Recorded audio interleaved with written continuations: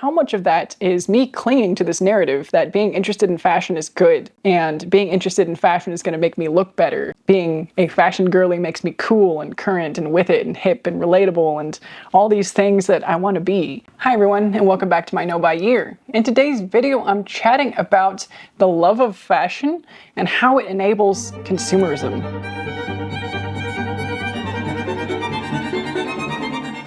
So this is kind of another angle of the conversation that I'm continuing about being corrupted by narratives, consumerist narratives that I've seen, that I've absorbed, that I've been influenced by for many years preceding this Know by Year.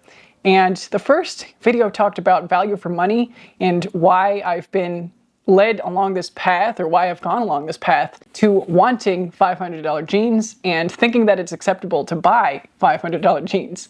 And, you know, spoiler alert, the conclusion is probably going to be that I do acquire the $500 jeans.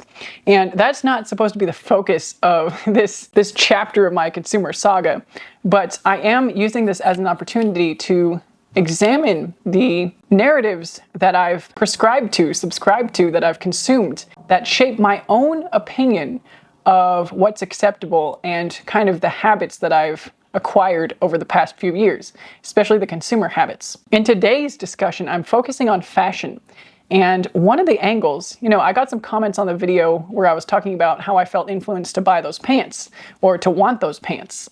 And while that feeling of influence has passed, I don't feel the same kind of comparison features of looking at other people's wardrobes with much bigger pants collections than me and thinking it would be okay to add another pair. You know, I've kind of removed myself from the comparison aspect, or even the aspect of seeing something looking good on someone else. You know, I'm not in the influence sphere anymore as far as these pants go. The conversation now is being opened up to the broader concept of enjoying fashion. Because what I was trying to say there is that in some of the comments on that video about me being influenced to want those pants, one of the questions posed was, what does the $500 pair accomplish that the $50 pair does not? Why do I think it's worth it, essentially, to want and to possibly buy very expensive pants? And one of my knee-jerk answers is that I like fashion. And for somebody that likes fashion, it's, you know, people who don't like fashion just won't get it. They won't see the value in very expensive pieces of clothing, right? And this, I now realize, you know, a little bit further removed from that conversation. I wasn't, you know, my hackles were not up, right? The comment was very respectfully made. It was a respectful, inquisitive discussion, right? With genuine curiosity on both sides. So again, thank you to those commenters who had this discussion with me. I'm so appreciative of the doors that it's opened, because I am now here evaluating that knee-jerk reaction of like, me loving fashion, does that actually justify the acquisition of expensive things? Or to what degree?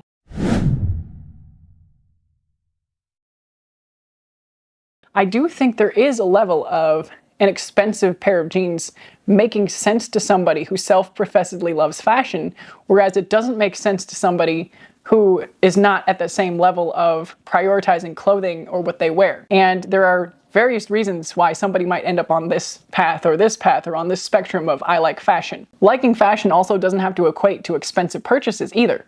I'm fully aware that you can be a self-professed lover of fashion and exclusively shop at the thrift store, exclusively buy things for under $20.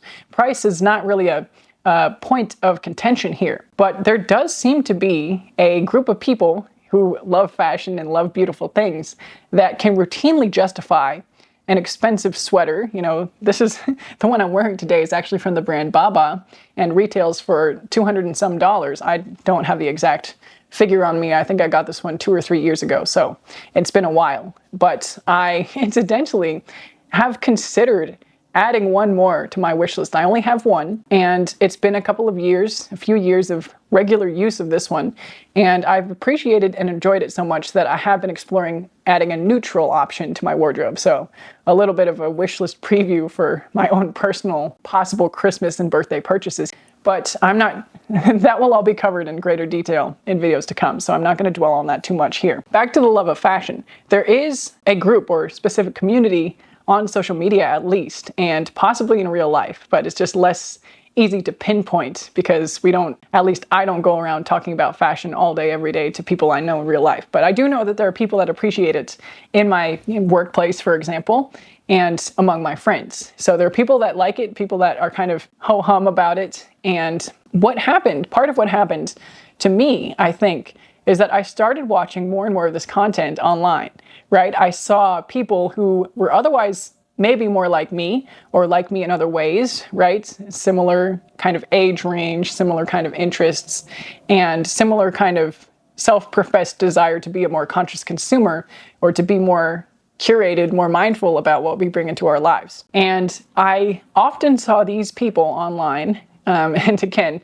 some of you will know some of the examples of whom I refer. They're very large creators, large influencers. I would see these people purchase expensive clothing, right? And I could even pinpoint, I know other influencers have Baba sweaters. There's another influencer or two that I'm aware of that actually already owns the jeans that are kind of on my wish list. Now, I wasn't influenced to buy them by these influencers, so don't get me wrong there. But I'm just saying that the narrative of loving fashion and then therefore buying expensive things from certain brands and seeing that as worth it or value for money. And I won't ever say it's an investment, right? I don't believe in investment pieces in a wardrobe. Like, to me, that's a little bit ridiculous. But I have seen it done, and done by people whose general approach I admire. And I think I kind of normalized and contextualized some of these ideas in my own approach to wanting and acquiring new things.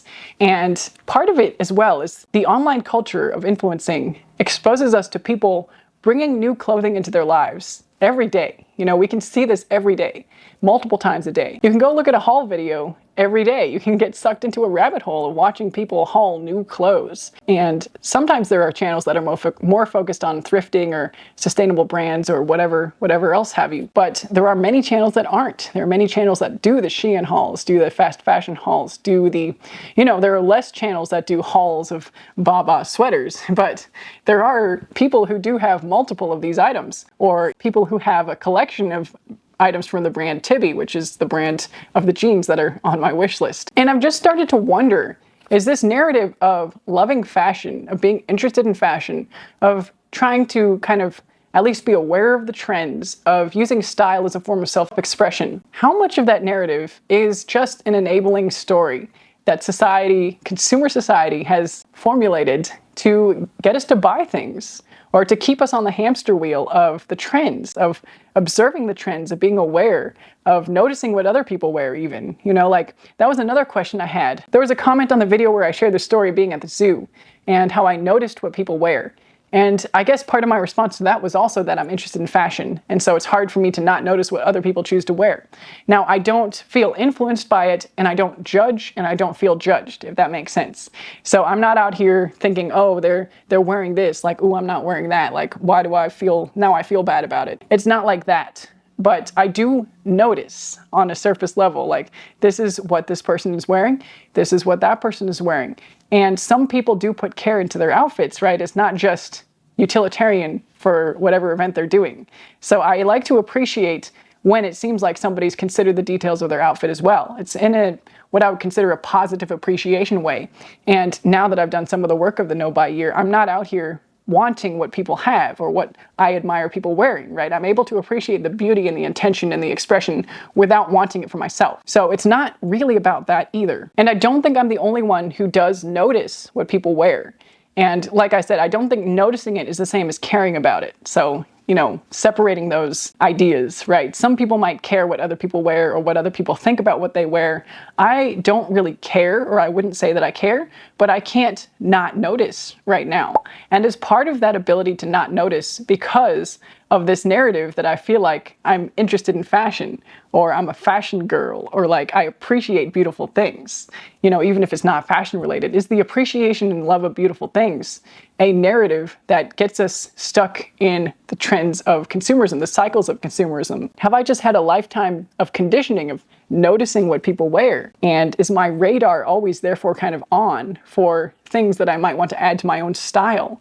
Even if I'm not directly influenced in that moment, is this observational pattern feeding how I shape my own way of expressing myself through how I dress. And then that's not even considering the content that people get paid for making that features specific brands, specific styles, specific trends geared towards making us want and buy these things, right? It's not even considering that, which I'm able to turn on the blinders and just not watch that kind of content.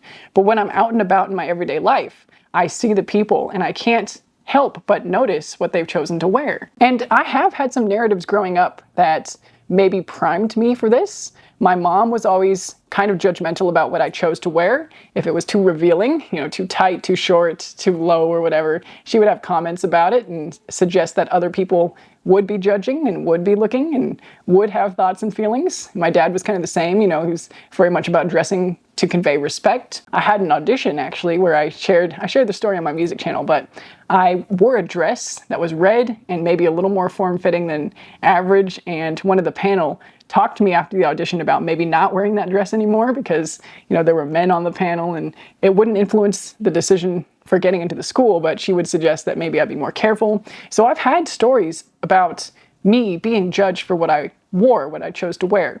And I've had people comment on my outfits being ugly to my face before in real life, not even online here, but in real life. So there are life experiences I've had that have shaped perhaps my noticing, my awareness of what I'm wearing and what other people are wearing. So maybe some of it is just the product of the career path I chose, how I was raised, and certain experiences I had. So it does make it hard to take that advice or that adage of nobody notices what you wear, they're worried about themselves. It makes it harder to take that at face value because I notice, and I've had experiences where other people have also noticed. And I don't think noticing has to be bad either, right? I'm now at an age or at a time of life where I think if somebody's going to judge or have a perception that's negative, it's more on them than it is on me or on the person that's wearing the objectionable thing. But I guess as I wrap this kind of conversation up about the idea that the love of fashion is maybe not as inherent as we would believe it to be based on our feelings, and if we didn't have the environmental influences, we wouldn't necessarily feel it the same way. I do wonder, I have a couple of questions about whether it brings us closer to the true meaning of life and whether it's a distraction that we want to have, that we want to cultivate, that we want to keep. And I don't know the answer to those for myself.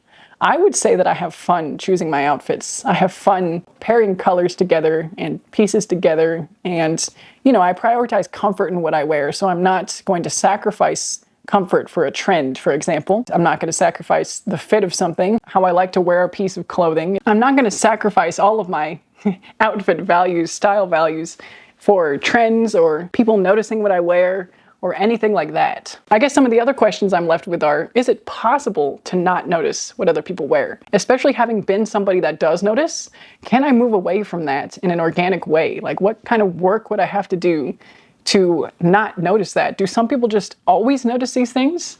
And I have reached the point where I have let go of judging based on what I see, right? As a younger adult, I might have had perceptions and stereotypes associated with certain outfit choices, but now I kind of don't hang on to those as tightly. And I wouldn't say that judgment is a part of me noticing. So is there a further step where I genuinely don't notice at all? Do I even want to reach that point? Or do I consider appreciating somebody else's outfit choice? And again, keeping in mind that I never judge somebody negatively for what they're wearing. And if they seem like they don't care about fashion, right, that's not a negative thing for me either.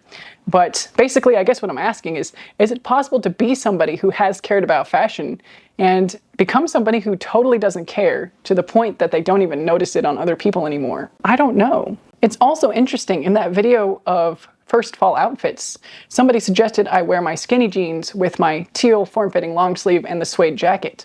And the jacket is probably, both the teal long sleeve actually and the jacket are probably not going to stay in my wardrobe. That's not based on, how I looked in that outfit or anything. In fact, I got comments about how that was the best outfit. My husband liked it the best, but I just can't bring myself to wear the jacket enough to justify keeping it in my wardrobe. It's a beautiful piece that someone else deserves to have. But I looked at that outfit and I thought, wow, it does look good, but I also feel like a high schooler. I feel like I did when I was 18 or 19 or 20, high school, early college. That's how I used to dress, right? I used to wear the skinny jeans, more tight clothes, and I did actually feel like I looked more youthful and young seeing myself in that fashion. It was so interesting. And is my concept of that being kind of dated? Well, I mean, I know it's a construct, right? There's nothing about the clothes that makes them from a certain era themselves.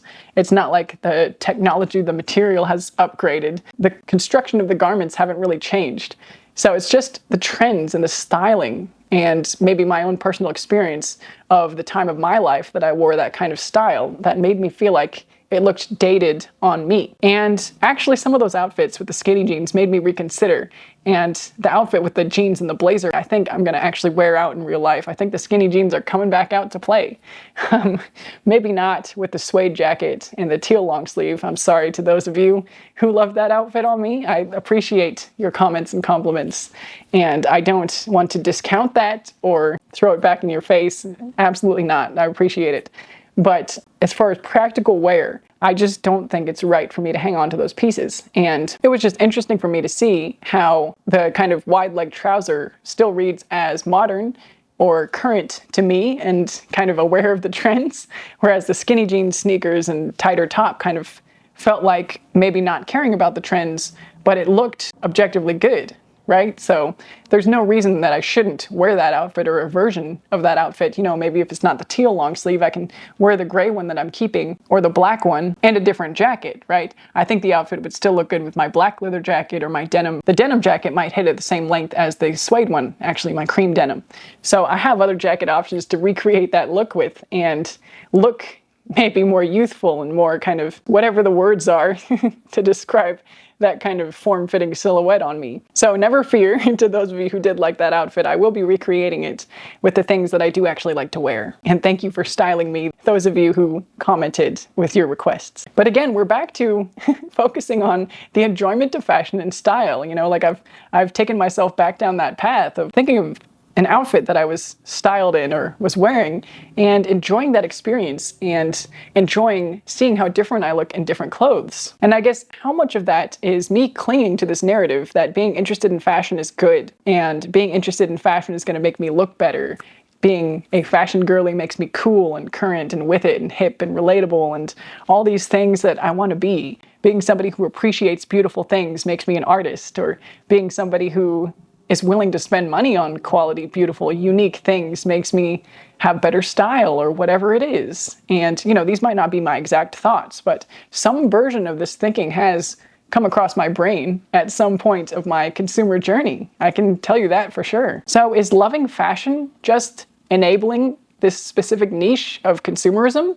It's not very niche, actually, right? A lot of us buy clothes. A lot of us buy more clothes than we would like to. Is loving anything, having certain hobbies and getting really into that, is that enabling for consumerism? Where do we draw that line? When does it just provide excuses to buy more stuff? To get into something that enables us to buy more stuff, to look at new horizons of different stuff to buy, to pursue acquisition of things and wanting to try things and compare things. Can fashion influencers actually teach us about style without buying things and without telling us to buy things? Even the more conscious fashion influencers, the more sustainably minded ones, can they practice what they preach and not actually bring in large quantities of new items into their wardrobes, even through PR and sponsorships? And by large quantities, I don't even mean like hundreds of garments per year. I mean in the realms of, 10 to 20 to 30 new items. Even thrifting, I would like to get below these numbers for myself. And at the end of this year, I will be doing a recap of everything I brought in. And I did bring in several fashion pieces, several articles of clothing. And I would like to do better next year, even if I'm not on a strict no buy. So more on that to come, more on the kind of framework and parameters that I would like to set up for myself. I've seen somewhere that 5 new items of clothing is what we need to limit ourselves to in order to have a more sustainable world, in order to be able to sustain our levels of consuming. 5 items seems like it should be reasonable, but even just judging from my Christmas and birthday lists, 5 items for the whole year might be a little bit of a challenge. And then there's that other idea about mimetic desire. And again, the book is still on my to-be-read list. I don't have a copy of it yet.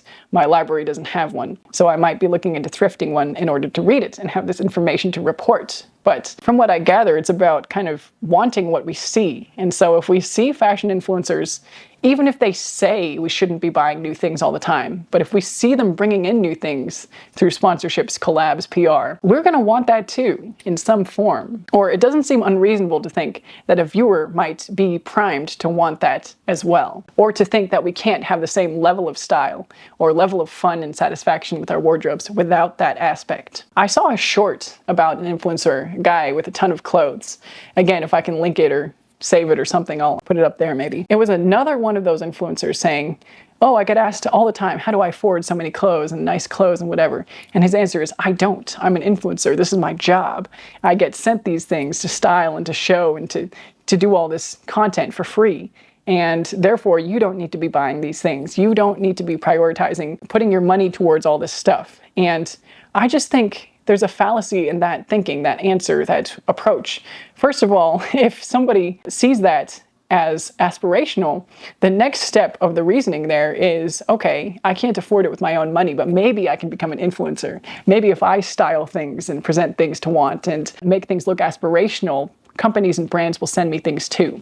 And during my year so far, I've had several offers from brands and companies, some of them actually with offers that sound reasonable and not overly consumerist. And I'll maybe do a recap of these brand offers I've received over this first year of content creation with less than 10,000 subscribers at the end of my year. I might actually reach 10,000 by the end of the year, which is absolutely flabbergasting, but I'm grateful and love the moments of connection that we've gotten to have on here. So that's a little aside, perhaps. Anyway, going back to the problematic narrative of influencers justifying their consumer habits through it being their job. And it opens up that avenue of wanting to be an influencer to get stuff for free, to want to consume stuff at the rate that they do, to feel like we should be able to treat ourselves to that level that we see influencers being able to bring new things in, and feel like we're somehow missing out on something if we can't. And these are all things that I had to unlearn, right? I'm not saying that you think any of this is true. I hope you don't. But I used to think that some of these things, maybe all of these things, were true. When I started the Conscious Consumerism YouTube channel in 2020, there was an element of maybe eventually I'll reach a level where I get sent stuff for free. Maybe my next Pollen bag will be a complimentary gift. And not so much when I started this year, I'm going to be honest. So I had that mindset in 2020 when I did it with my husband. This year, I was really focused on the inner journey of treating this as kind of like a video journal or diary where I shared my true authentic thoughts. And truly authentically, there was an element in the back of my mind where I thought, I mean, it's not completely impossible that I might accept free gifts from brands I already use, Pollen and Vivea and things like this. Now I know that I am not interested in perpetuating that cycle in any way, shape, or form. I've blanket turned down every offer that I've received this year. I received one email that I'm going to share in a video to come. Maybe it's already been out. I don't know. I'll link it here if it's out, for not a product. So don't come for me until you've seen it. But I think you'll like it. I think you'll be reassured like I was. I did not get paid for it. To wrap up this video here, I just urge you all to consider the things that you love, the things that you would say are your thing, your hobby, and how consumerism plays into any of that stuff. Are you in the camp of people that uses the hobby as a little bit of an excuse to look for things, to look for updates, to look for the high-tech gear that might be coming out next in your field? Like if you're an athlete, do you look for the new technology of running shoes or equipment for your sport? If you're a crafter, do you look for new materials or new kind of paints and pencils and other supplies?